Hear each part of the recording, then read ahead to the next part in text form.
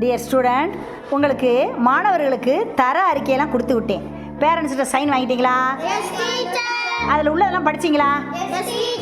சொல்கிறீங்களா?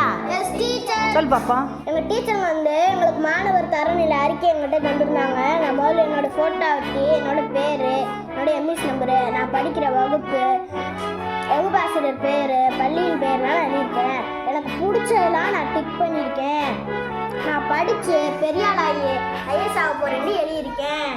சூப்பர். அடுத்து என்ன எழுதிருக்க சொல்லு பார்ப்போம். தமிழ் மொழித்திறன், ஆங்கில மொழித்திறன், கணக்கு பாடத்திறன், அறிவியல் சமூகவியல் திறனில் எனக்கு டீச்சருங்க ஸ்டார் போட்டிருக்காங்க. அதனால எனக்கு ரொம்ப சந்தோஷமாக இருக்குது. சரி, அடுத்து நீ சொல்லுப்பா. கல்வி செயல்பாடுகளில் பருவம் 1 பரீட்சை முடிஞ்சனால டீச்சருங்க மார்க் ஃபுல் பண்ணியிருக்காங்க.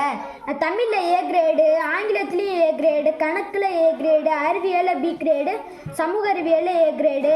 நான் பருவம் 1 அறிவியலில் பி கிரேடு எடுத்தனால செகண்ட் டேர்மில் ஏ கிரேட் எடுக்க முயற்சி செய்கிறேன்.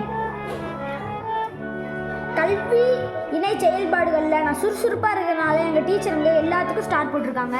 சூப்பர். அதுக்கடுத்து சரி, அடுத்து எங்கள் டீச்சர் ஃபஸ்ட்டு டேர்மில் எத்தனை நாள் வந்திருக்கோமா அத்தனை நாள் எங்கள் டீச்சர் எழுதியிருக்காங்க. அடுத்து எங்கள் டீச்சர் கையெழுத்து போட்டிருக்காங்க. அடுத்து எங்கள் தலைமை ஆசிரியரும் கையெழுத்து போட்டிருக்காங்க. அடுத்து எங்கள் டீச்சர் பெற்றோர்கிட்ட கையெழுத்து போட சொன்னாங்க. அதுக்கு எங்கள் அம்மா போட்டிருக்காங்க. நான் என்னெல்லாம் விரும்பி செய்வேனோ அதை எங்கள் அம்மா போட்டிருக்காங்க. சூப்பர்.